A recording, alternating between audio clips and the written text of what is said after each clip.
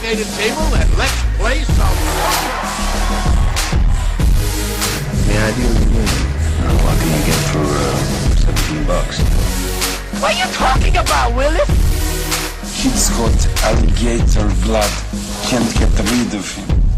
Must be a piece of the hand. Oh, absolutely. I mean, it all depends on the texture of the board. If there's straight out, flush out, you can up against a set. With the low limits, people play, reasonably well. The way to really test your hands is all in. Every game.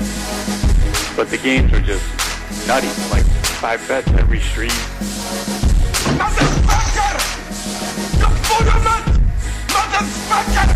That is it! That's it. What the fuck are you talking about? That's it. Take it down, Ted. Yes! No more! No! Not tonight! I have come here to chew bubblegum and kick ass. If you guys play poker, what would you rather play in? Low limit poker. I don't even like playing blackjack with $1 minimums. You gotta get on those $5 tables at like 10 in the morning. Those are fun. I don't know, for me, buffet mashed potatoes or buffet mashed potatoes. You gotta put ranch powder on them.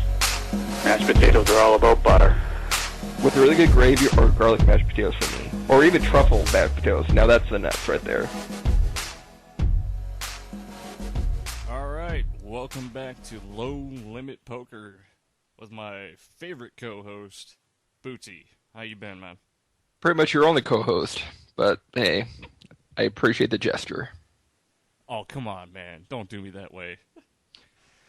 Well, since we're sans Steve-O this week, just the two of us, we'll make it if we try. Can you think? What if this was actually the Brazilian triple twist like it was originally intended to be? Then we would, that would have been we'll be in a rough patch if it was. I don't know if you guys knew, but, the original concept is that the Templar would have been our third man, but, well, I think we all know what happened there, so... So yes, the scammer even scammed us. Well, we didn't lose any money, though. Yeah, but, I'll give you that. But like I said, his source did not seem straight to me, and pretty much it all went downhill from there. Yeah. Well, you know how that goes. Yep. What are we up to right now? I don't know, but I think this might be it right here. Over the line! Huh? I'm sorry, Smokey. You were over the line. That's a foul. He'd be playing bowling right now? Probably. I don't know. I just figured a big Lebowski clip was just appropriate for this. Especially over the line. Yeah. Or else somebody might be pissing out his rug, too, right now. Ooh, you never know. That could be bad. That could be bad, too. Or it could be pissing on somebody else's rug, too. Yeah. Yeah, well, Templar, we miss you. No, we don't. Well, it'd be really sad if you actually did have a stroke and was in a real rough shape, but... Oh, well. What are the odds on that, man? Probably 0.001. I'm getting from chat, you might need to turn yours up. I'm actually turning up the main mix.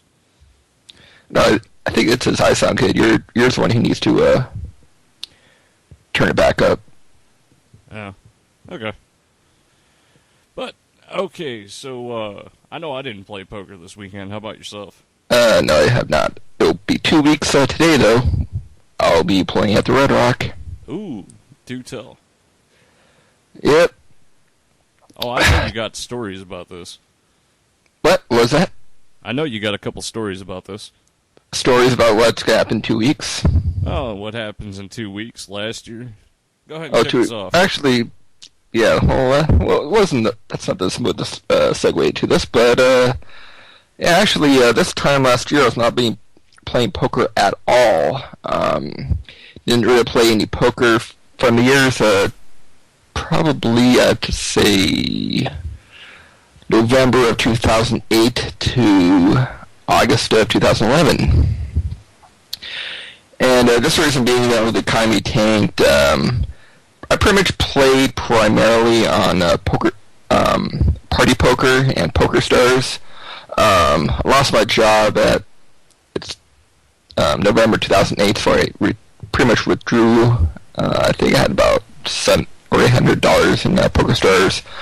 None at full tilt. Didn't like playing on full tilt, and glad I did not play at full tilt, and we'll get to that a little bit later on. It's kind of an interesting fact how I came about from that point to where I am now.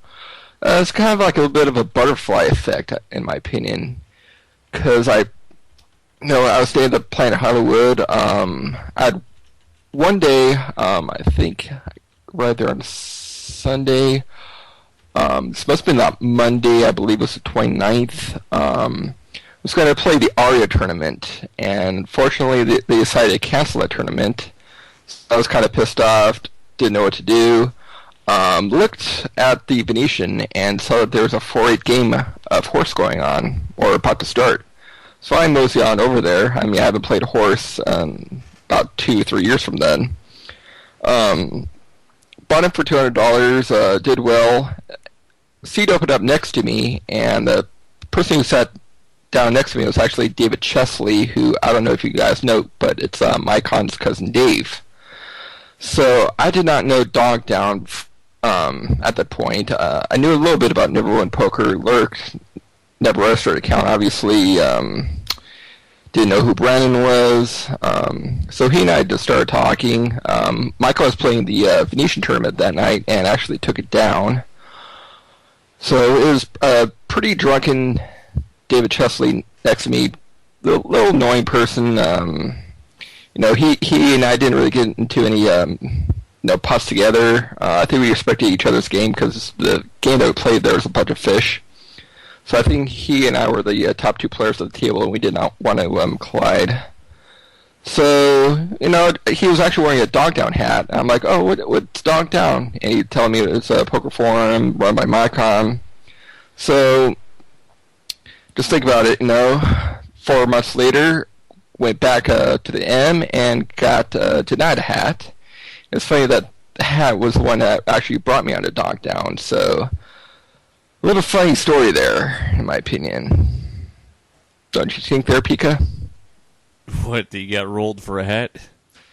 Just the fact that it's just been a whole entire butterfly effect. How I came about to join the site and how I'm being a podcast host now. Yeah, it seems like Dog Down spawned how many podcasts now? 3 or 4. I'll give Scotty Clark. Put Scotty Clark in there. That's probably 4. Yeah, I don't think. Oh, maybe he did make a podcast. He was a member site. Well, not really a redeeming member of any sites, especially at PFA. And Dog Down, maybe like one good post. I think that was for the Shock Memorial Tournament. You know what it is. It's all about quantity and not quality. True.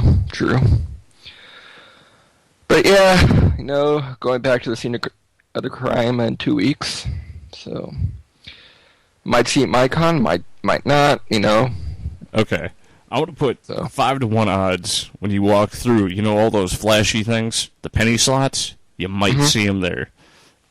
Well, he has boycotted the Venetian / Palazzo, and that's where I'm staying. Might see him at the Red Rock, might not. Probably where I'm even money and seeing him is if I decide to play the 120 horse tournament at the MGM, but... Yeah, I was about to say the MGM horse meant probably. But I might not play that. It all depends if I'm in the right mood. Because, I might do tournaments, I might not. No, it's all... I'm just going to play it by ear. Yeah. I still put 5-to-1 that you see him over there by the slots. Could be.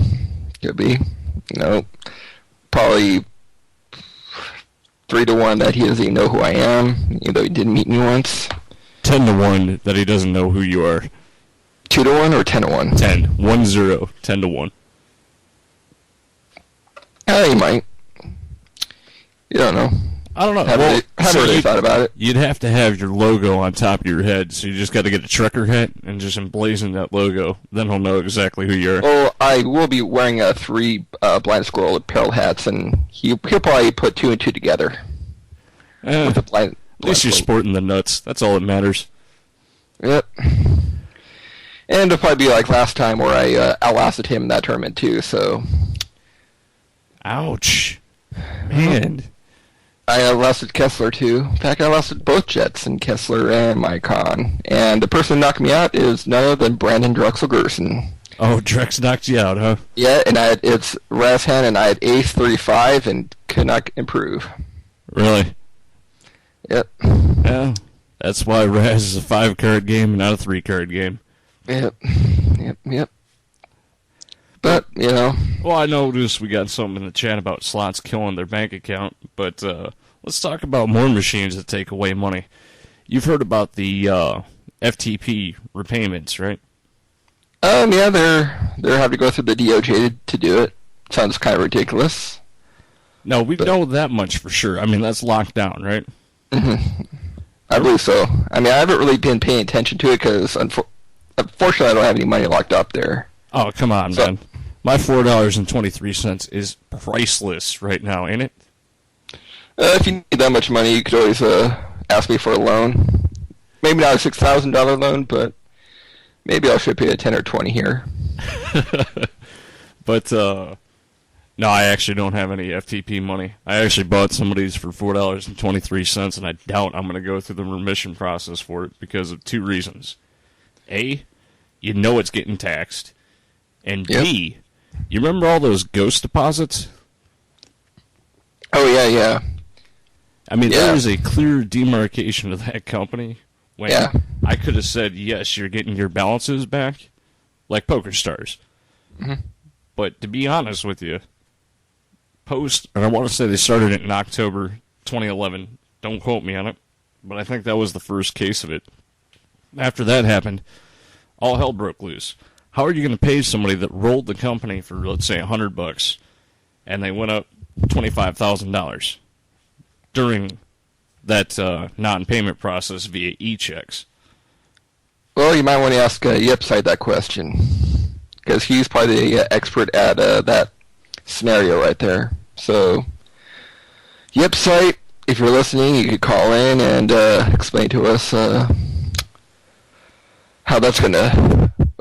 what that entails. Oh, yeah. That would actually be a fun one to see.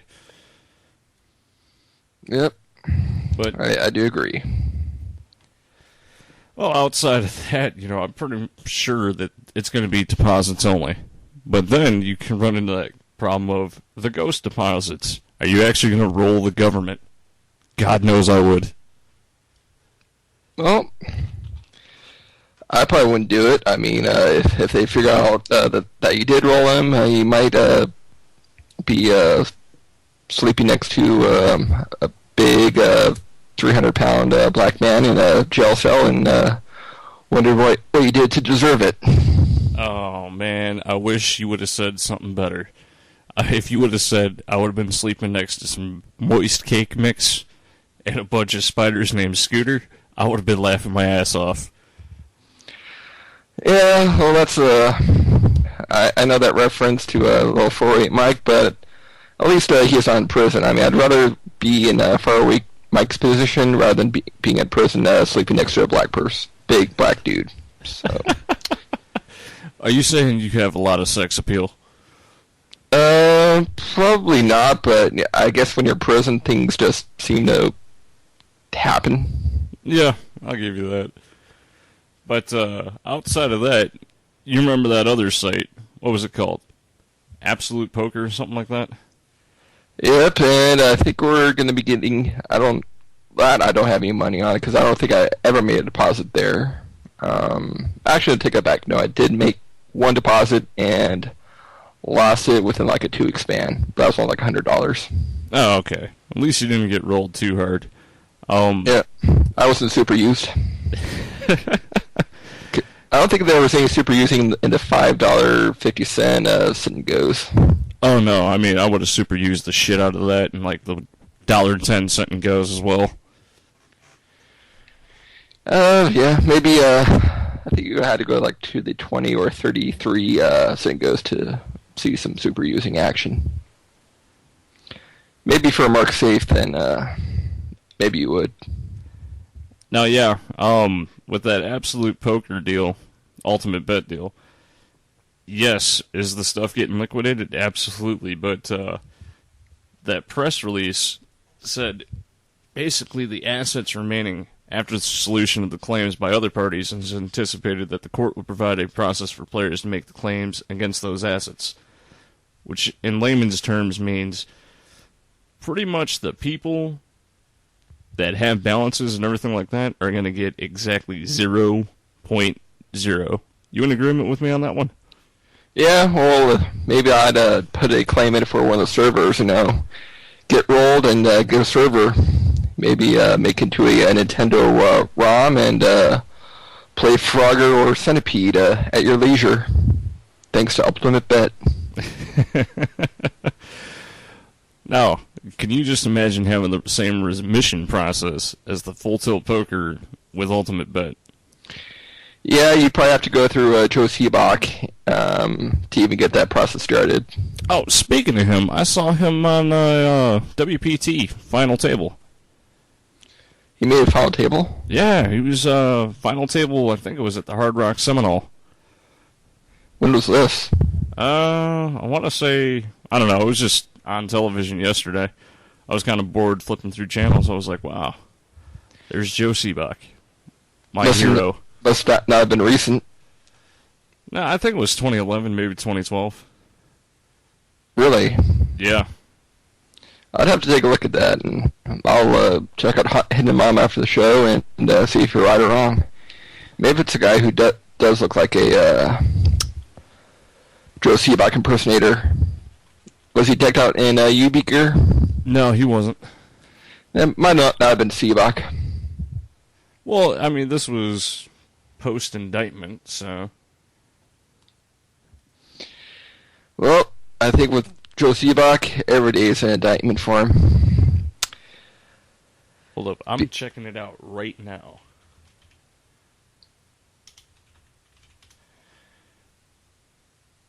And let's see what Joe did. HBT, WSOP. Well, he did well in the Legends in August 2010. Latest thing I see was November 2011.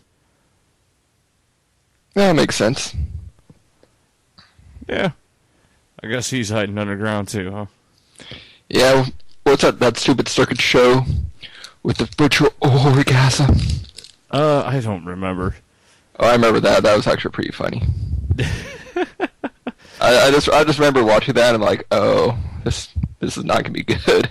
Actually, we got a good question in chat. It really wasn't. We got a good question in chat, and basically, I want to get your opinion on this. What do you think of the HBT? Well, the fact that they don't make stops in California, don't really have much of a opinion on them. Maybe they decide to make a trip out here. The price is right and the structure is right. Maybe I'll jump into that, but actually, the HBT, the way it's structured, is more weekend warrior poker players anyway. So if that suits you, I mean, go for it. Well, I'm a weekend warrior. Yeah, so am I. Yep.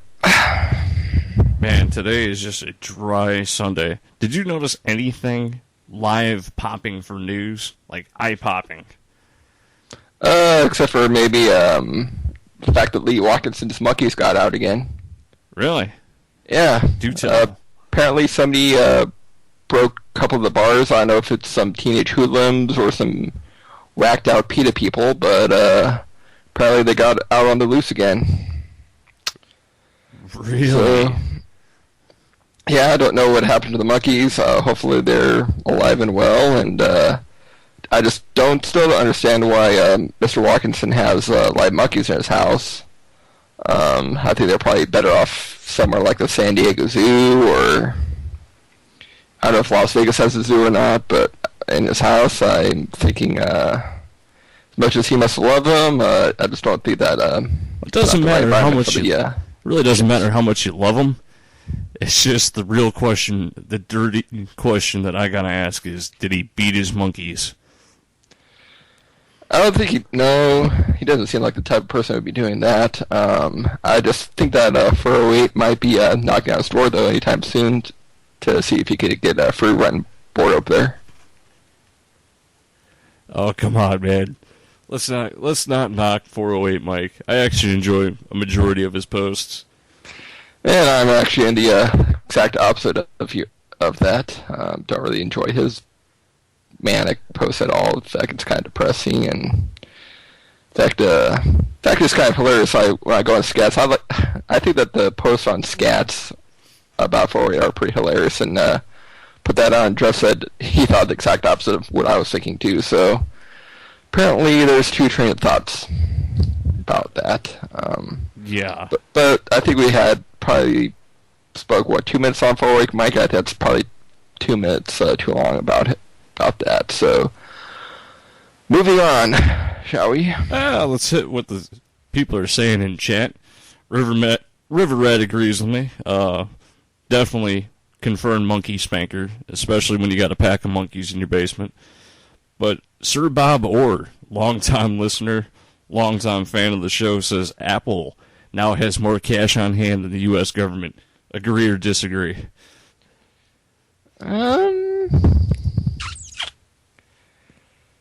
Probably right now agree. You know what? I actually would say Donk Down has more money in its funds than the state of California has. Probably not.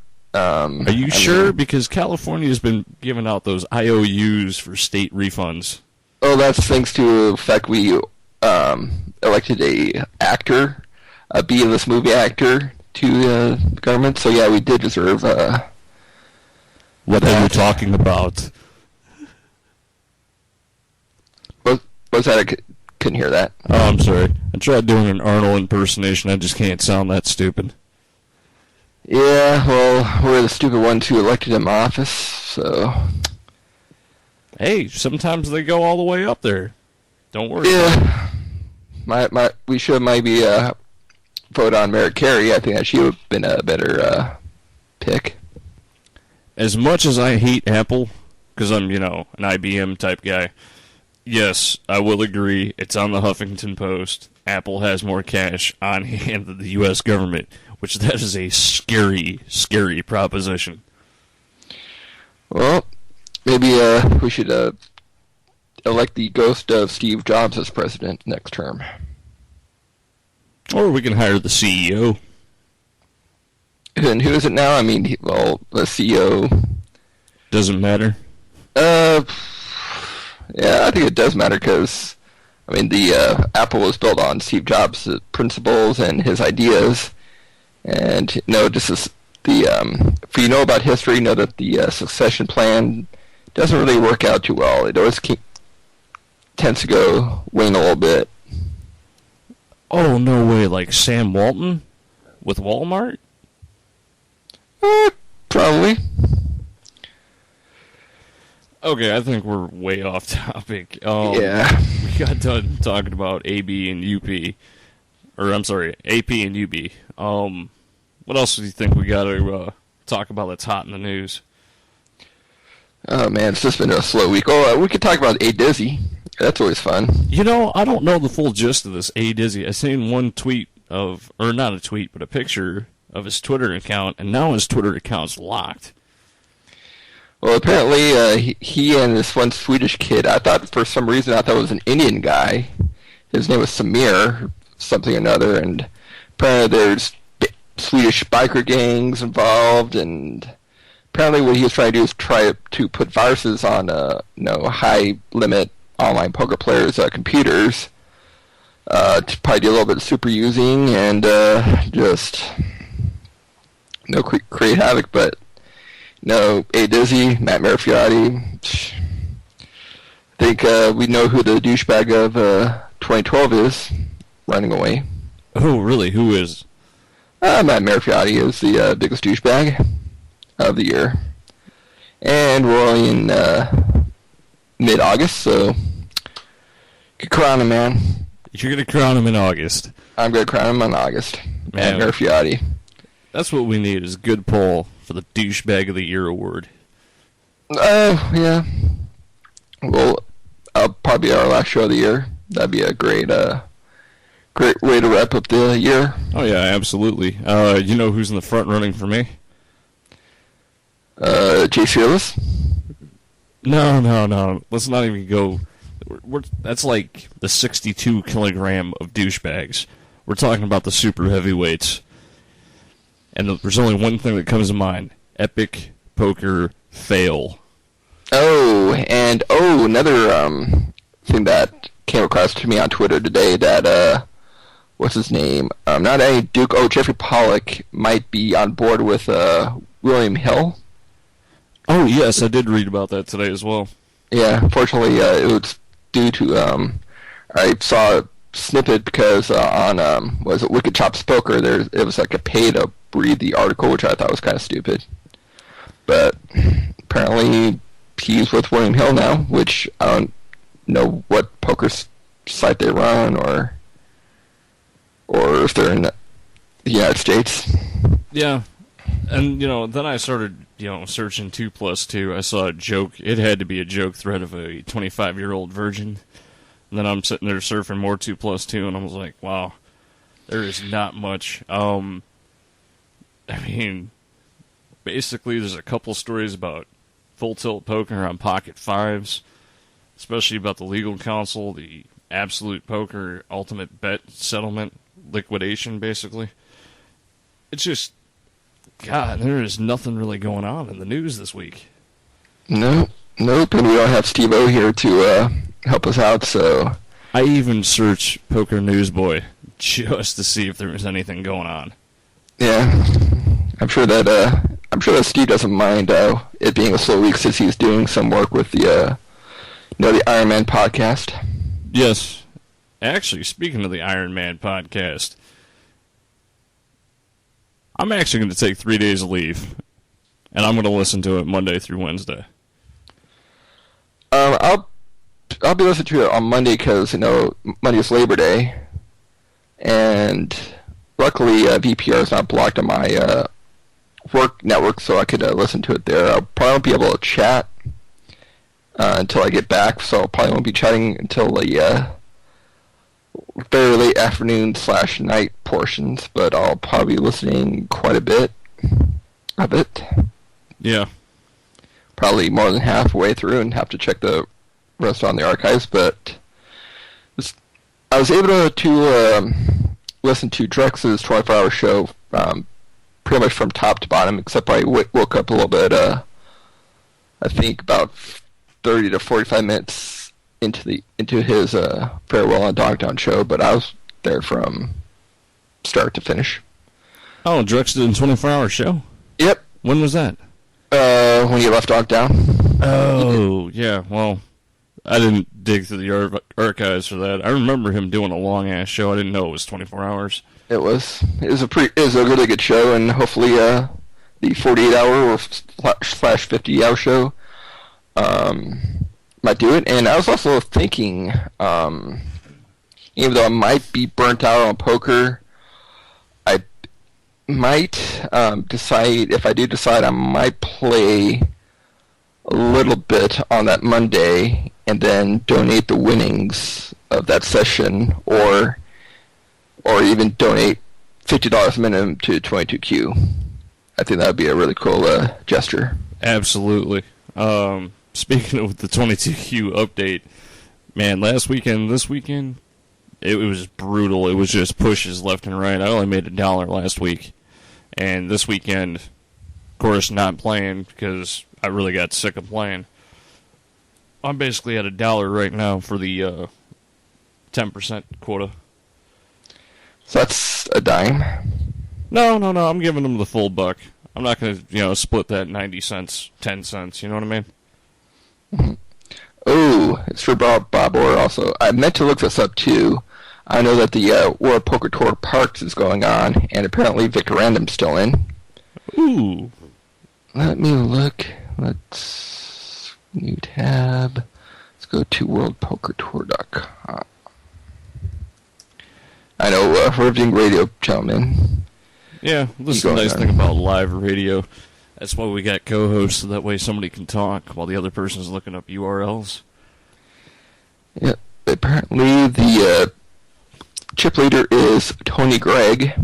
Actually, he's leading with 630,000. Number 2 is Henry Liu with 378,000. So Tony Gregg is looking in really good shape.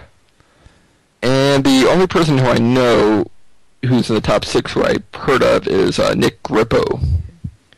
So apparently there's 82 left out of 500 runners.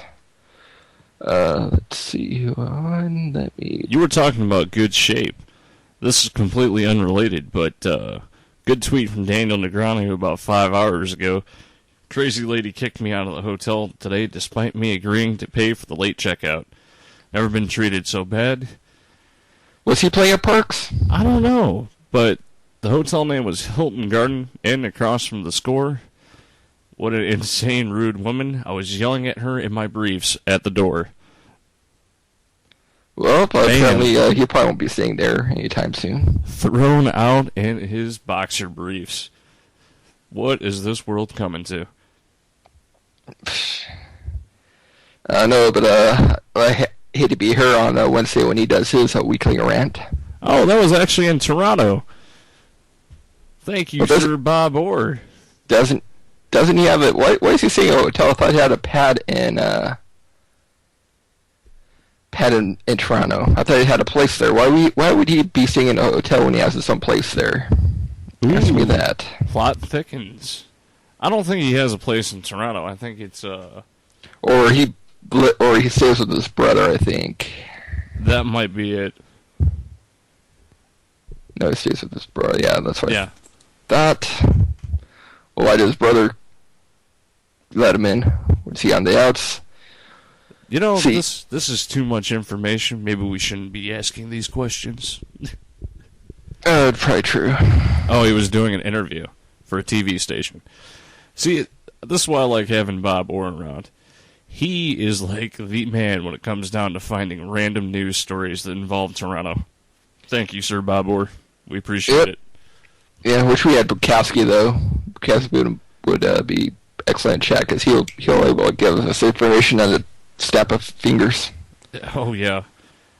Well, remember, it used to be you and me doing the same thing over at Filthy Limper for a long time. Yep. It's kind of weird when you're the one actually talking on the radio instead of looking at these URLs. Yep, it's quite different, you know, just shoes on the other foot. Yeah. So, I mean, we really have a short show today. There's not much we're going to pretty much talk about, because, I mean, like I said, the news stories have been dead all week. Yeah. But, just out of curiosity, what's your take on Bankroll Management? Because I know this has been a question that was asked to us for last week. Well, for me, it all, since I have other income, and pretty much what I do is, if I'm playing like the 4-8, or I'd probably be bringing $200, because normally I just do it by racks. If I lose 2 racks, I'm done. With the 816, I'll buy it for 400. If I lose those 2 racks, I'm done. Just a 2 buy and roll, I think, is the best way to deal with Bankroll Management for limit games. And no limit, same 2 racks. No. Depends on if you want to buy in short or deep. Here's my question. When you say 2 racks, are you talking about 500 in solos, or are you talking about, what is it, 2,500 in reds? I probably, like, since it's a 4 game, no, I just buy it for like 1 rack of 100 chips. Oh, okay.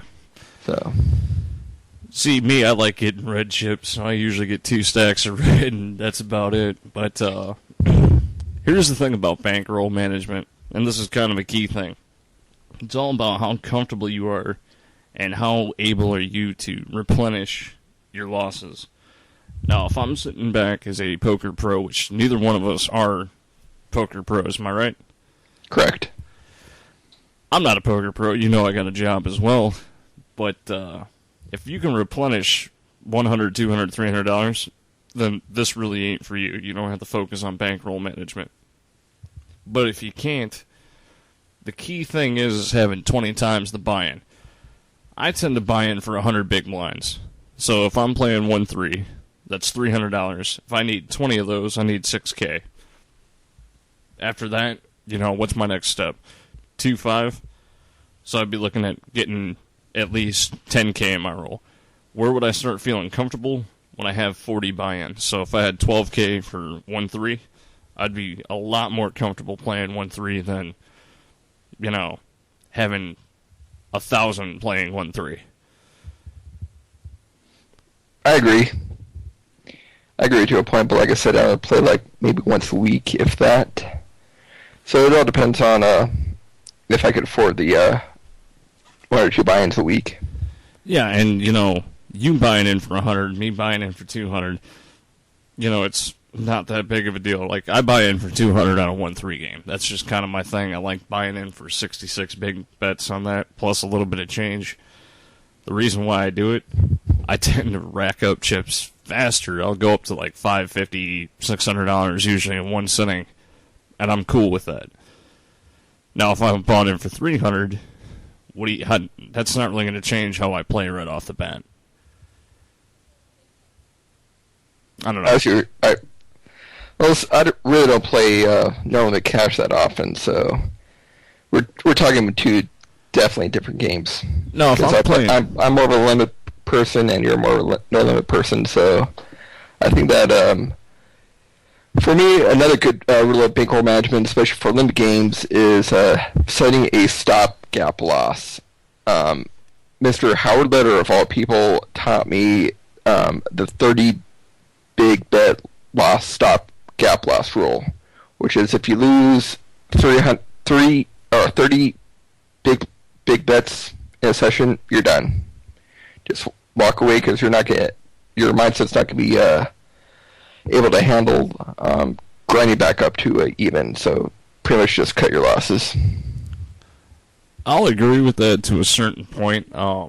Let's say if I'm down $90, no limit, I bought in for 200, so that gives me 110. I play some of the finest poker when my back's up against the wall, because A, they think I'm on tilt, and B, a lot of the guys that I play against aren't that good. And I mean, we're talking about big Texas oil. Am I better than them? Yeah. Can I bluff them off? Absolutely. I got a set to fold to me once. It was pretty horrible the way I did it to them. But, the key thing, and, Sir Bob Ward talked about it. I know you peg me as a no-limit guy, because I say a lot about 1-3, but it's the easiest way for me to roll up about $200, $300 real quick. To be honest with you, my limit hold'em, I usually buy in for maybe $150, $200, and I'm playing 4-8. I mean, you said you typically buy in for 100? 100, and I keep 100 in reserve. So I'll roll in with 200, but I don't buy the 2 racks straight off the bat. I'll buy them for 1. If I run short, I'll buy them for another 1. Yeah. But moving up in stake, that's a key thing. Once you get comfortable with it, you can move up. Key thing is buying in 20 times the amount of the buy-in. I know most 4-8 games you can buy in for $40. Do I think it's wise that you're buying in for $5? Or I'm sorry, for 5 big bets? Absolutely not. I think that's the dumbest thing you can do. That's why I like to buy in with 100, 150, sometimes 200, so that way I got a little bit of extra leeway, but that's me. I agree. I mean, especially not late, you'll see a lot of people buying in short, and they're just tight, because what they're trying to do is they're just trying to grind up the comps. So what you choose is exploit it and just block, and you just win whatever small money that they put in. Yeah. And then another thing, and this is something that I learned from Johnny Sup over at Filthy Limper. Let's say I buy in for $200, right? I run it up to $600, so it's easy math. What I do is I instantly put the stake back into my roll, so that's $200 in there. Now I got $400. I usually split the profits, 50 into my pocket, 50 goes back into the roll. And the key thing about that is that roll keeps building and building and building. When I have wins, when I have losses, I call this thing roll debt. So I put debts that I owe to the roll. And I always try to keep my roll debt to zero, but seems recently I put about $600 in roll debt, but hey, you know, that's life, you know. Agreed. But I guess outside of that, I mean, bankroll management's fairly simple. I mean, if you want to sit back and apply rules, all it is just following rules. I mean, you know, you got stop loss. Me, I'll bring 2 checks. I'll take 400 with me. If I blow the first check, sometimes I don't even put in the second check because it's like, why?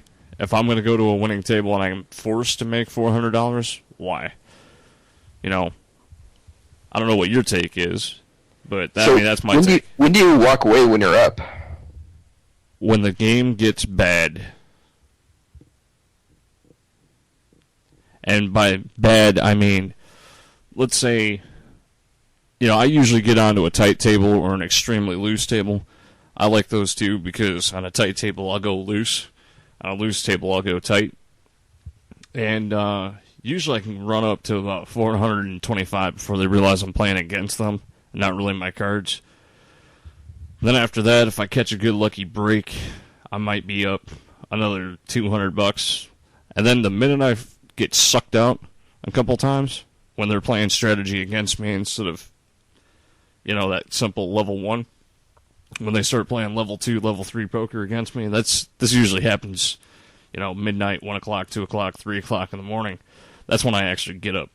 I just call it a night. So it's like that one night when you won, like, what, $1? Yeah, that was one of those nights that I got sucked out. Yeah, I'm not too mad at it. It was one of the guys that I would say, you know, I hate making references to this, but it was similar to a person that we spent 2 minutes on. You know, the kid had his entire life roll on the table, supposedly. The way I looked at him, it looked like he did, because the kid pretty much had the blob thing going for him. So I felt bad for the kid when he doubled through me. I just go, hey, man, now you, instead of affording ramen, now you can afford hot dogs. Have a good one, man. I'm out of here. Yeah, I mean, you see a lot of those people here in LA. It's kind of sad, so it's one of the reasons why when you walk into LA Casino, you feel kind of really depressed, especially at the Commerce and the Bike, and especially places like Hawaiian Gardens, Hollywood Park, you know, really rough areas. You tend to feel sorry for some people who frequent there. All right, Bootsy, I'm just going to break this out. Bob Orr, breaking news. The hand that he played on Twitter. We got some good commentary, maybe. That's played on Twitter, you too. 350, no limit hold'em 6 max tournament. Let's see what he has.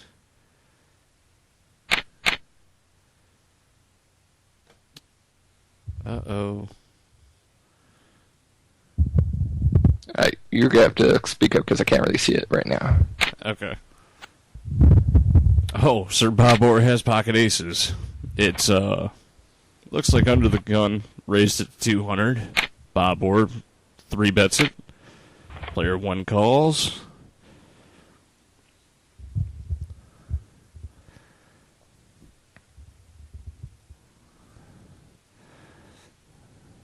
Player 1 calls the shove. Ace versus 2-3. And Sir Bob Orr takes down a huge pot with aces and 9s versus a 9s and 5s with a 3 kicker. Good hand, man. definitely good hand.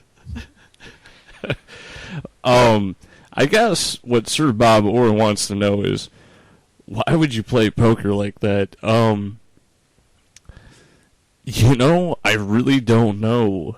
I've seen so much stupid shit online, it's not even funny. I mean, he was basically begging for you to hit a set on the flop, so that way his hand was a little bit better for a drawing hand, but God, that's just hilarious, man.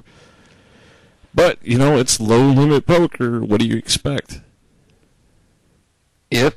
I mean, I remember those days when I was just hitting the bottle and firing up some Poker Stars or Party Poker and see my bankroll go to shit. Yeah, dude. I think my bankroll on Black Chip Poker has gone up to $160 twice. And it's at its lowest it's been for a while. I think it's like at $20 right now. But you'll see this and you just come to expect it. Is it one of the worst starting hands? Absolutely. I would never open that thing up for $200 because it's one of the worst drawing hands possible. I mean, if it was, say, King Queen or something, Ace 9 or something, I would have probably opened it. But God, thanks, Orr. You're just reaffirming the fact that, yeah, and especially call a 3-bet. No, I bet you he was probably playing with the gentleman who called during our first show.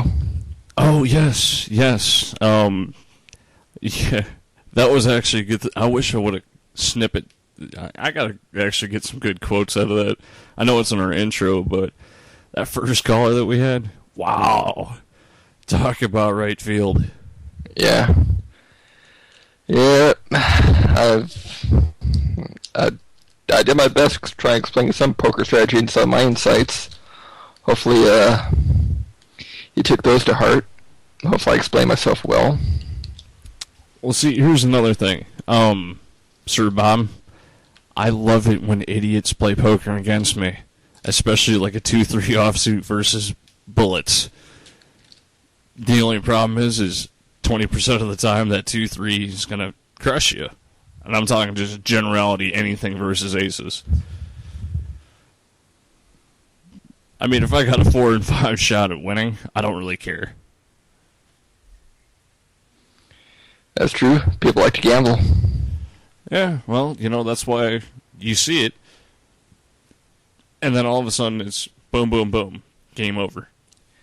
Well, I think that what Sir Bob's trying to say is, I think the guy was trying to play it like he didn't even care what his holding cards were. I think he was trying to play it so it made you think that he did flop a set. So I think that in that type of play that can work at some point. Yeah.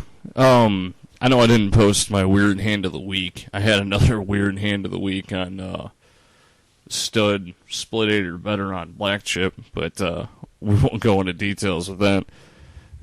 Well, actually, yeah, let's go into details with that because you played 7-2 triple draw, right? Yeah. Yeah, well, this guy was holding the 7 perfect, right? And 7 to deuce. And I'm sitting there with what I thought was a great boat draw. So, of course, I call us all in. And I love just beating these kids up and taking money away from them via rake. I had 3 people shove into me, and all we did was chop the pot via highs and lows all day. The fun thing was I scoop a few, 3-quartered a few other ones, and then lo and behold, who's holding all the chips? Go figure, Yeah, it's the rake. What do you guys think of the PokerStars Boom feature? I don't know that feature, so I can't. I don't have an opinion on it since I don't know what it is.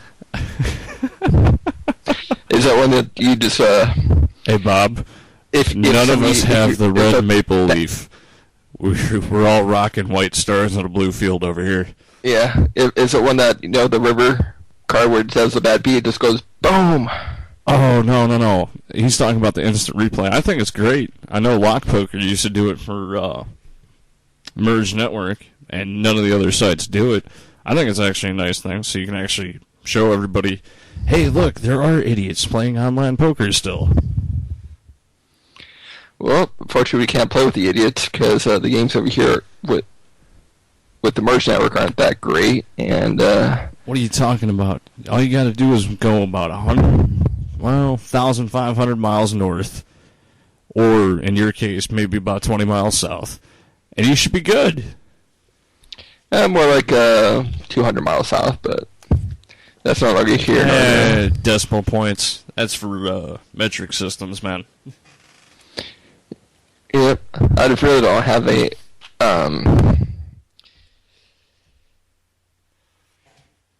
I really don't want to move down to Tijuana. That's not going to happen.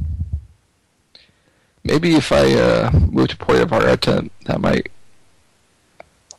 we might be talking there, but actually, a good buddy of mine just tweeted this. Rob Gardner. He's a really good poker player. We've gone back and forth talking about online poker before in the past. Great tweet. He says, make the most when they aren't in your range. All right. See, I have a weird, just shit, I just forgot what I was about to say, but yeah, I agree. Just check out the chat. Yeah, I agree. And then where we're at, but unfortunately they beat Brazil in the gold medal match yesterday, so Mexico gold medal winners in soccer. Oh, and let's talk about gold medals, since we're on this topic. You heard that fallacy about the gold medals are taxed? No, I have not. Well, there actually is a tax. It's not on the gold medal itself. It's off of what the United States Olympic team pays you. Oh. Yeah. I actually did a little research. Here's the cool thing. Let's say you and I go out there. We're playing horse in the 2016 D-Gen Olympics, right? And we both end up with gold medals. Now, let's just say we got the same pay scale as, the rest of the Olympians and the Paralympians, right? Guess how much money we'd make? $2.89. Very close. I was going to say $25K. Now, if we were Canadian, guess how much money we'd make? In U.S. dollars, not Canadian. Probably $5 since all the money's going to be taxed since they have a free healthcare. $128,000 with no taxes. Boom! Headshot right there, man. It's just amazing. A lot of countries pay out 5 times the amount and don't tax, but we pay a fifth and we take taxes. It's amazing. No wonder why, I forgot what that gymnast's name that had that weird smirk when she took silver in the vault. What's her name? There's a huge Twitter thing about her. Just, what's her name? Shoot, I need to take a look at that. This place. Oh, that's why she has that smirk. When she's sitting on the second place podium, her lips just to the side. That's what she's saying. She's saying, you know what? I'm going to get taxed the heck out of my winnings.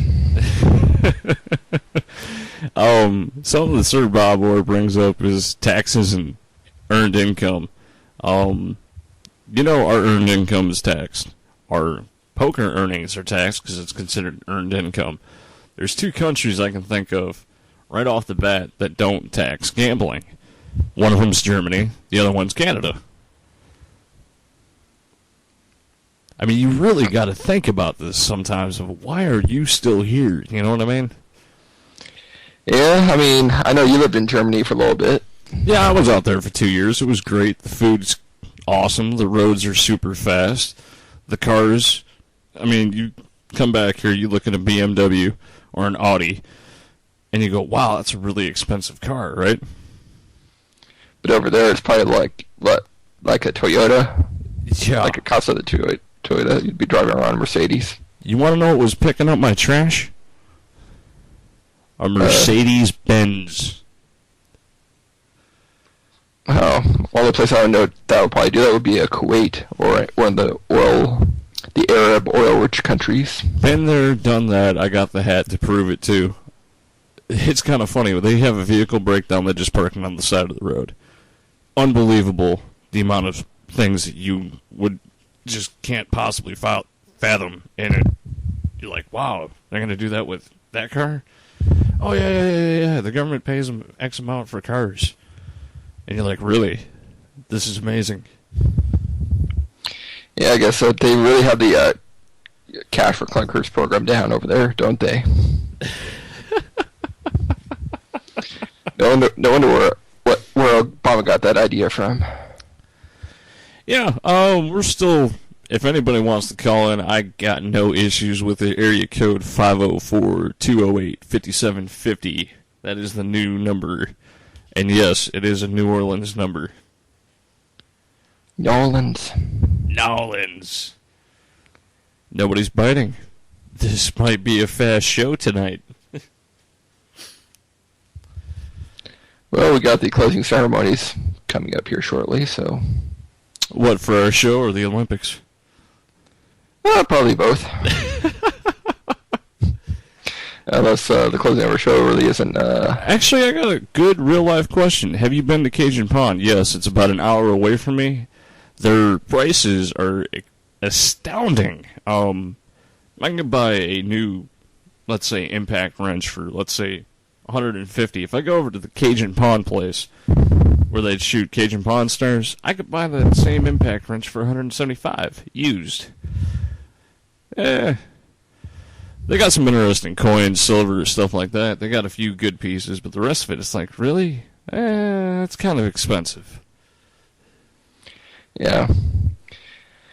Yeah, never been a huge fan of those Pawn Star shows. You know, I think they're all fake. I saw the owner of the Las Vegas store in the documentary about Vegas that was shot back in 1998 when he had hair. That was pretty funny. He had hair and he was much thinner back then. Yeah. I mean, I've met a few TV personalities out here. It's unique. And of course, I wish I knew, I wish I knew the names of all of them. But yeah. Sir Bob said Rick Harrison, yeah. Yeah, he's there. I mean, he owns the store. His kid's there. The chunky fat one. Yeah. The chick's there. They all seem, pretty much like they seem on TV. I mean, they don't do much more than pawning and selling and buying. See, I guess these days you can make a television show about anything. In fact, we could probably get a hit show on TV, just you and I just doing cross-country podcast. Ooh, cross-country podcast. Oh, you got to come up with a catchy title like Extreme Podcasting. Yeah, it's extreme, all right. I don't think extreme is the correct adjective here. Yeah. Well, we might as well tell the audience. You remember what happened last week, right? Oh, when we failed. Oh, yeah. Let's put it this way. When the BTR feed wouldn't connect, I mean, you heard some of the explicitives I was saying. I wasn't saying it over the air, thank God. Because, wow, I would have been nailed by the FCC. So, I decided to do what any other red-blooded American would do, and that's give BTR the middle finger and say, oh, hell no, the service ain't worth $99 a month. Let me see if I can do it for a hell of a lot cheaper. And, hey, now look at what we're doing. We're using pretty much the same platform as Donk Down, Vegas Poker Radio, Poker Fraud Alert, and we're like the fourth one on the block using IceCast. So, it's fairly simple to set up. It's just, setting up all the other excess stuff. That was a real pain. Yeah, but I think we probably sound better than the rest, don't we? I don't know. Definitely recording. We probably got the best recording possible. I mean, I am using a soundboard plugged into a laptop, which is really, really hard to do. But just getting my sounds right, that's half the battle. Well, you did really good work, though. Hey, man. Bootsy did all the work. Don't believe the tissue of lies. All I did was just go, here's money. Oh, shit. We never got Templar's number, did we? No, we didn't. Fuck. We'll save that bit for next week. We can go harass him. Actually, yeah, because next week's going to be the last week, and then I think we're going to be on a 2-week sabbatical. Yeah, I mean, I know you got the trip coming up. I know I got the World Series of Poker Circuit event coming up, so I'll probably give you keys to the server. I'll just give you keys to my Skype account, and I'll just call my Skype account, on one of the breaks or something like that. So you're going to be gone when? That should be September. Hold up, I'm looking the right dates up. It should be like September 12th to the 25th. Or 13th. We'll be back on the 2nd and probably the 9th. Yeah. Well, we'll do 2 shows and take 2 shows off. Yeah. I mean, it's not like we got a dedicated schedule. We're just kind of doing this for shits and giggles because we like doing it. And by all means, if anybody else wants to get up on Low Limit Poker Radio, I'll give you keys to the front door. I don't really care because this is all about having fun podcasting anyway. Yeah, I agree. We should have taken over for PFA radio last week. Ooh. Been a train wreck. See, now this is where I wish I had that sound clip, choo-choo motherfucker. Yeah, we'll get that one next time. Yeah, well, that's just, I gotta grab some good ones, and before this turns into a complete nightmare train wreck podcast. You got anything for the group? Sir Bob or asked, have you seen ADC's pilot? No, I don't really care to. Actually, do tell. Sir Bob, if you want to call in, I don't care. The mic is yours if you want to call in. If you need the number, I'll pop it out here for you.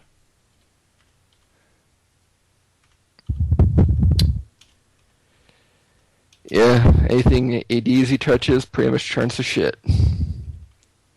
I think that,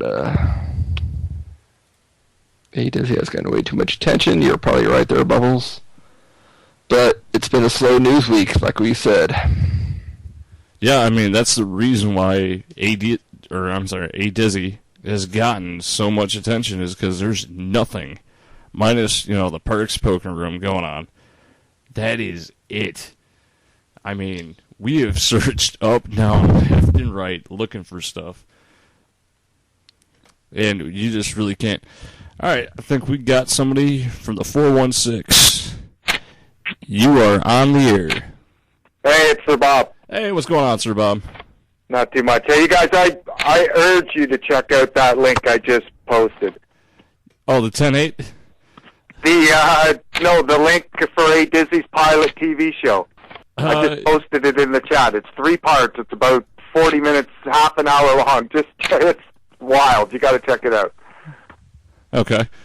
Hey, Boots, sorry about that. I had to throw you on hold for a second. You're back in. Okay, so what? You didn't hear what I said? Yeah, we're talking to Sir Bob Orr right now. Oh. Hey, Bootsy, how you doing? Oh, pretty good. Yourself? Good, man. Check. I know you're sick of A Dizzy. I think we all are, but I urge you to check out this pilot that I just posted in the chat. I will. It's called The Kid. It's fucking nuts. You got to see it, man. You just got to see it. What I'll do is I'm actually going to go ahead and save it to my favorites just so I could check out later. Yeah, it's hilarious. Yes, and Hotshot, you're absolutely right. You heard stars being played in the background. Yeah, just rub it in. So what do you think about the Charity Shield there, Sir Bob? Sorry, what do I think about what? The Charity Shield today. That was a great. Oh, I did Charity Shield. Oh, great game, right? Result and everything. Yeah. And that tackle was definitely sending off, man. He could have broke his ankle, no problem. Did you see the game? I did. Saw it when I was waking up, so I didn't have any coffee in it yet, or. Right. But I also switched over to the gold medal basketball game too. So. Are you a Chelsea fan? No, I'm a Newcastle United fan. So. Oh, okay. Well, at least I don't have to cut you up then. I don't mind Newcastle. I can't stand Chelsea. Are you a Geordie, or that's just your team? I spent 2 years of my life there. So. Oh, okay. I grew up. Alan Shearer is God. So. Yeah, he's a great player. He's great. Have you been to St. James's then? A few times. I've been to St. James. I've been to Goodison. Been to Anfield. Wow. So I've been. So both parks in Liverpool, and how about did you go to Sunderland or no?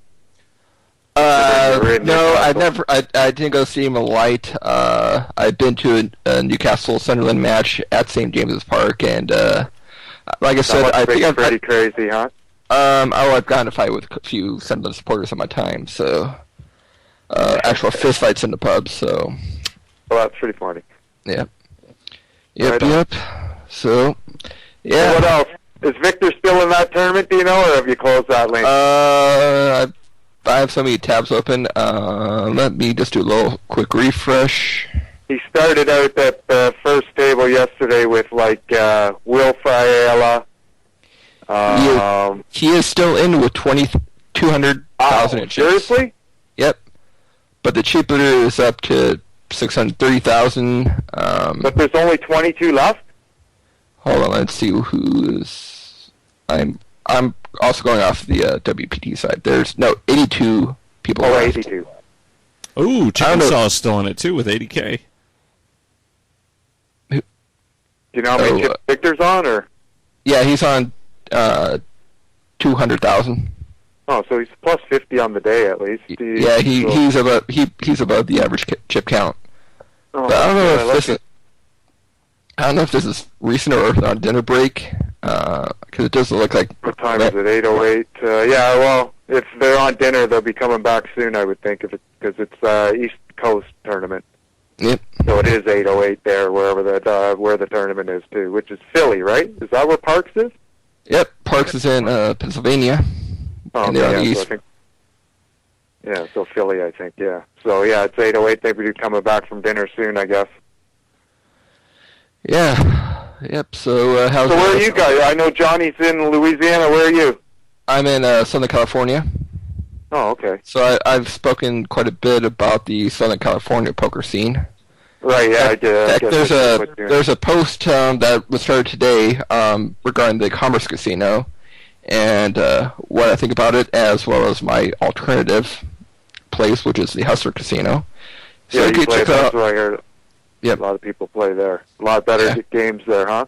A lot better games, and they treat us a little bit better. There's better perks. You know, I could play a 8-16 game there and get free food.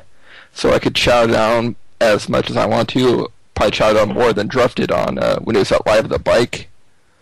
And is this a Larry Flint-owned casino? Or? This is what Larry Flint owns. It used to be called the El Dorado Club, but he bought him out and pretty much demolished that place to the ground and built it right back up. It's probably one of the nicest casinos. It's definitely the nicest casino here in L.A. Really? Have you seen him there? Yes, I have seen him there. He plays a super high-limit 7-card stud game there. And I've seen Derek Greenstein, Phil Ivey. This is going probably about 4 or 5 years back. Right. What's his health like these days? He has a very hard time speaking. It's very, you can hardly understand it. Yeah, he had cancer or something, didn't he? Throat cancer? That's what I heard. So he only plays one day a week there. I think he plays there on Saturday afternoons. So he just calls up whoever wants to play, and David Oppenheimer plays her quite often. I see him quite. Yeah, he's a big player for sure. How about Todd Brunson? He ever there? No, he's always at the Aria. He's always tweeting it. Yeah, he doesn't make it out to LA as much anymore. I don't know why. It's either he's spending time between Las Vegas and Montana. So do you play full time there? Like, I mean, or you have a job? I have a full-time job. I just play there just for the shits and giggles. Like I say, I pretty much play 4, 8, 16 Lemon Hold'em. So the majority. Play a lot online? Not very much online. Played quite a bit on poker. Party poker. Oh, okay. A little bit on Poker Stars. Not really. I mean, way back when, probably before the UIEGA, and back when I was able to deposit on FirePay. I don't remember them. That's where I used to go to deposit for online poker. We can actually, in Canada, since I've moved here, we can just use credit cards. Yeah. Stop, Bob. Just stop. I don't want to hear this. I don't know why you're still in the state. Well, I guess I do, but... Well, yeah, you know what I do. If you're not playing poker full-time, it would make no sense, for sure. Well, I've got a... There's no taxes on winnings or the lottery in Canada. Stop. On Stop, gambling, Bob. winnings, or the lottery. Stop. You already sold me. Well, and somehow we're still able to afford health care. Well, I mean, my life is good here. You know, I don't see myself moving out of here anytime soon. Are you a Republican? I actually change back and forth between Democrats. See, you're the first guy I've ever heard who gives the proper answer. How you can't be born a Republican or a Democrat. Things in your life change, government's policies change, so you would have to change with them. No? Yeah. Well, my point is we're fucked either way, if it's a Democrat in office or a Republican, because just the way that our political structure is laid out, we're using archaic policies, which really set us back. So. Yeah, but I guess that's true. But Ronald Reagan wouldn't even be allowed to be a Republican now. Yeah, I'm sure He's that. so far left of how far right that party's moved. He wouldn't be a Republican now. I have a question for you. Have you ever been in a political debate with Six-Toed Pete? No. Yeah, I would not recommend doing that at all. Just any debate whatsoever, because he'll just... Yeah, it's probably not good to talk about politics with anyone, really. Sir Bob, you're like this. This is what these debates sound like, exactly. I got ants in my pants. I'm discombobulated. Give me a calmative. Pretty much. Well, you guys have to vote soon. I just hope Obama wins. I can't... Yeah, he's going to win. I mean... Quit Romney, man. That would just be awful. I don't think we'll ever elect a Mormon in office in my lifetime. I wouldn't even care if he was a Mormon, but he's just... Oh, there's people who do care. Yeah, well, that helps that he won't get their vote either, because I don't want to get elected, but he is just a dumb man. Well, it's just, I mean, if... Like my father, he's a registered Republican, and he will not vote for him. He for sure will not. Just a lot of the I don't want to get into huge discussions with that. That's... So what's up in poker this week? Anything? It's been a huge feast fest as far as coming up though. Is there anything going on this week? Not this week, but in 2 weeks I'll be in Vegas. I'll be hitting a Brandon. We'll probably be going out sometime. Oh, nice. So yeah, when are you gonna come down to Vegas? Anytime soon? Probably not. No, I'm going. My next tournament's going to be at the WPT in Montreal in November. Oh, you lucky man! Don't tease me like that. You could come. It's I shouldn't say that, but the buy-in's pretty decent actually for a WPT event, and it's a re-entry tournament. Yeah, is that the 2,500 re-entry? I think it's 3,000. Okay, 3K re-entry. Because I read something about it, and I couldn't remember if it was 25 or 30. Back in Canada since Niagara Falls, so it's been quite a while. Last time I was in Montreal was when the F1 was still racing in the United States over at Indy. Oh, didn't they race there this year again, though? Didn't they? I thought it started again. Oh, no, we were racing They're Indy. building a track in Austin, Texas. Oh, but there was no F1 race in the United States this year? Nope, Oh, I thought it was one again. Not until Austin gets off and running. Oh, okay. A whole new track, not the Texas Motor Speedway, though. No, a whole new track. Texas Motor Speedway's in Dallas. Is what? That's in Dallas. Yeah, Dallas. Yeah. I'd like to see Formula One cars go around that fucking thing. Oh, God, if Formula One was going in an oval, you're talking about 350 kilometers per hour, guaranteed, throughout the entire race. Pretty much the fastest track, isn't it, for NASCAR? Actually, a really fast track for NASCAR is Talladega. It's a 2 2/3 mile track. So 2.5, 3/4 miles. Yeah, and actually the fastest F1 track. Super speedways, isn't Texas the fastest, or is it Michigan? No, Talladega has to be faster because. No, I said take Talladega and Daytona out, the two super speedways. Is Indianapolis. Next? Indianapolis. No, probably California. Indianapolis. Oh, okay. Indianapolis, really? I don't think so. I don't think so. I think corners. I don't think so. I think California is a little bit faster than Indiana. Oh, really? Really? I guess in Louisiana you're a big NASCAR fan, huh? Remember, I grew up in northwest Indiana in the cornfields, so yeah, pin the tail on the redneck. Northwest Indiana, the birthplace of the Ku Klux Klan, no? No, that was south of us. I thought it was Indiana. Yeah, it was still in Indiana, but that was south of us. Right, okay. That's crazy. I did not know that the Ku Klux Klan originated from Indiana. Hey. I learned something new every day. Not only that, but Lincoln originated from Indiana as well. No, he grew up in Illinois. He was from Illinois. He grew up in Illinois. He was born in Indiana. Who was? Right. For Obama? No, Obama was born in Kenya with a... Right, okay. Who was born in Indiana, did you just say then? Good old Abe Lincoln. Oh, okay. So we're having a history discussion on the poker podcast. Yeah, go figure. Well, you said there wasn't much poker news. No, there really isn't. I mean, to be honest with you, that's why we're doing live callers. And it looks like Jason hit the chat, too. Yeah, so definitely if you get a chance, check out that A Dizzy. You know that show, My Sweet 16? That's on MTV with those fucking rich kids that are, they get like a Mercedes for their birthday and they complain about. I don't think it was good. That was like 10 years ago. Okay, but you know that show though. Yeah, I do. Okay, but this thing is like his version or something like that of that.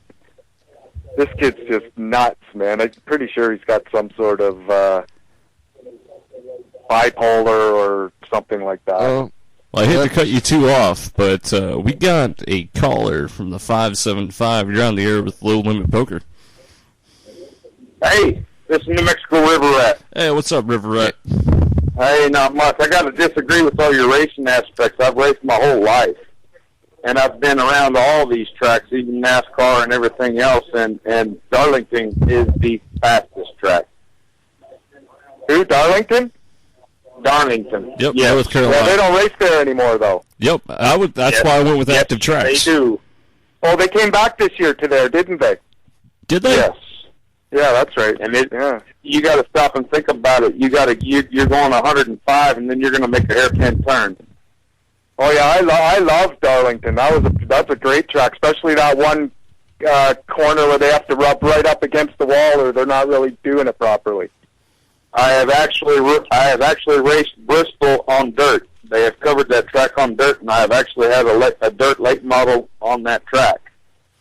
And it is wicked freaking fast, buddy. Yeah, that's a half mile or quarter mile track. That thing's it's quarter mile. That's a door hanging some bitch. Hey, reason why do what now? I was going to say with bigger banks than Daytona, that place. Yeah, quarter mile. Bigger banks.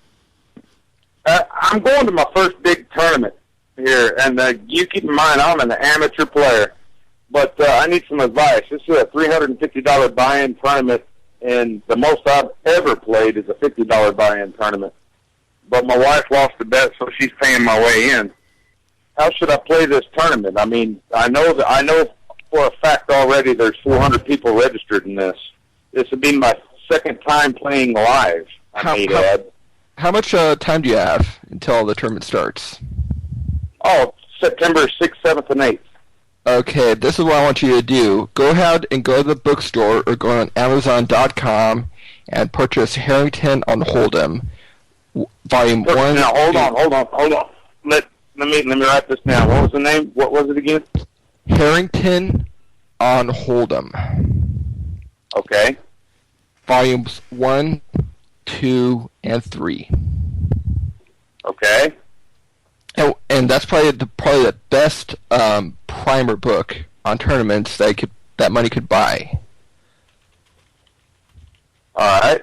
In fact, you could probably get them pretty. In fact, with Amazon, you could probably get them used for like $5. So. Oh, that's fine. Yeah, that's. I ain't worried about how much the books cost, as long as they're going to help me make money. Yeah. You know.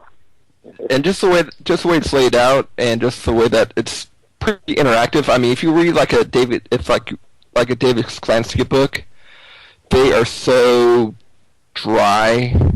Just try to give you as much information. But with Harrington and Hold'em, he'll actually take you through different situations, and he'll actually quiz you on different situations. So he'll. All right. So those are books I would recommend you getting. All right. Well, cool, man. I appreciate it.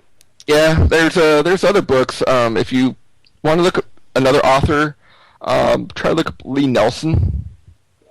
He also has Lee Nelson? Yeah, Lee, L-E-E, like General Lee from the South.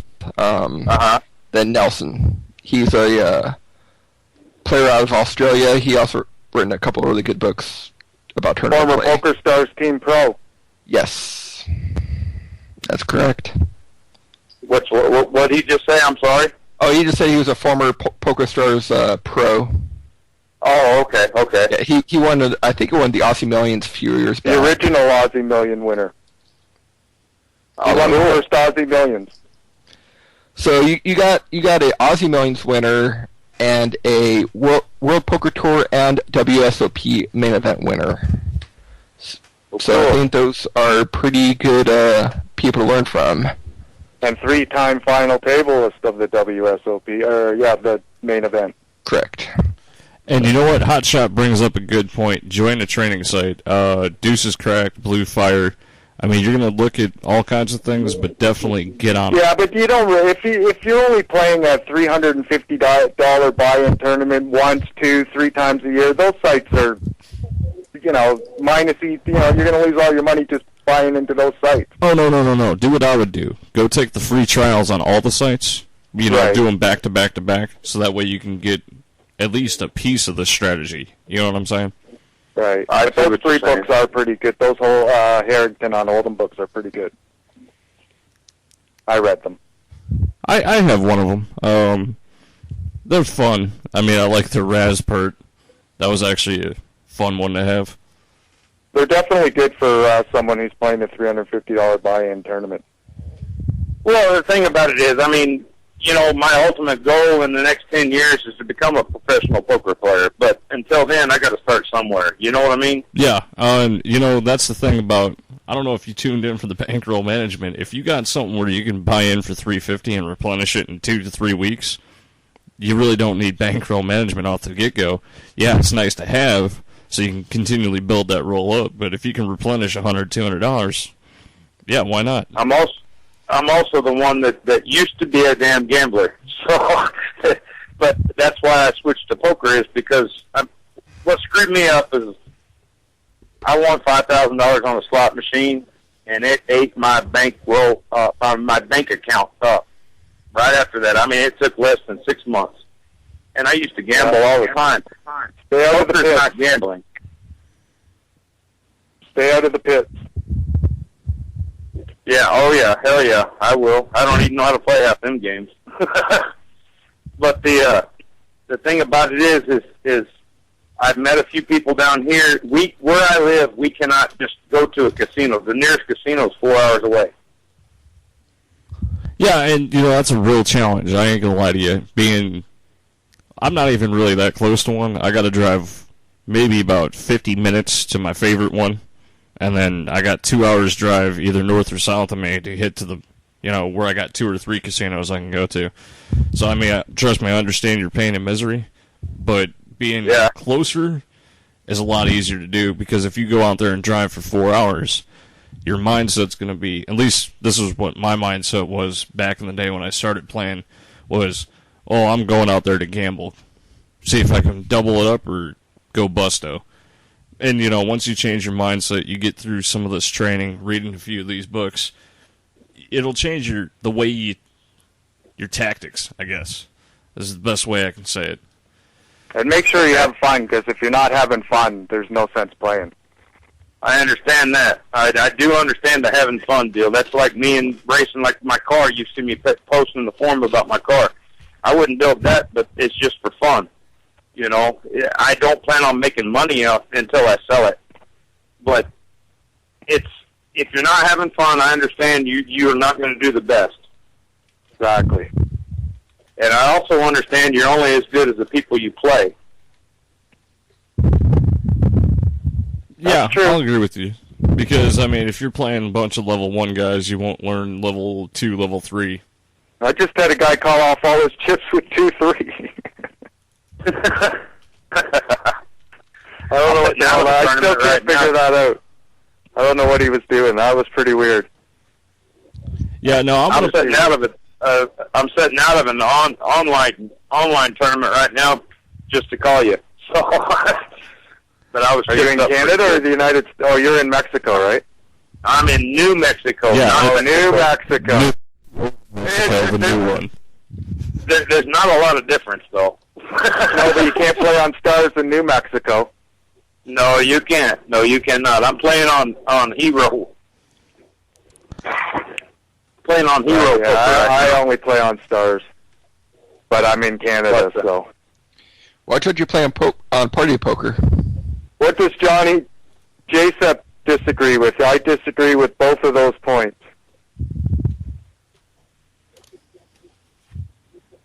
You can call in. What about how if you're just an occasional player and having fun? Is that what he disagrees with? I don't know. He wrote it in the chat. Oh, here it is. You don't need to have fun to make money. Well, that's true. You don't need to have fun to make money. I understand that. Well, that's not really what I meant, though. I meant if you're driving 4 hours to a tournament and you're only playing a couple a year, I understand you have aspirations to playing a lot more, but right now you're not. I think you have to have fun, or there's really no sense in playing. Well, it's like what I do for a living. I'm an automotive tech and a race car builder. I don't have fun doing it, but it puts food on my table. Well, actually, I do have like I said, I'm an IT person, and I have a lot of fun with what I do, and I make good money off it, so. You have fun playing poker? I do have fun. I do my best to have fun playing poker. I got to get in the right table. Yeah. Sometimes the fun can get sucked out of you. I understand that, because poker's that type of game, but. Oh yeah, if you're gonna be playing poker, you have to be happy coming in. You can't. If you're having a bad mood that day, don't play poker, or else you're just gonna be losing money. Your mindset. You have to be in a certain mindset. You have to be, life is good mindset. If you you can't go in there. You can't go in already on tilt. Exactly. So. But hey guys, I appreciate it, man, and I love the show. So I'll be an avid listener from now on. Oh, excellent. Awesome. Appreciate it. Right. I'm going to go too, guys. Great show. All right. Thank you, Bob. Appreciate both you calling in and chatting with us. And definitely check out that video for LOLs. All right, man. I also posted a link guys, for the forums. Care, bye.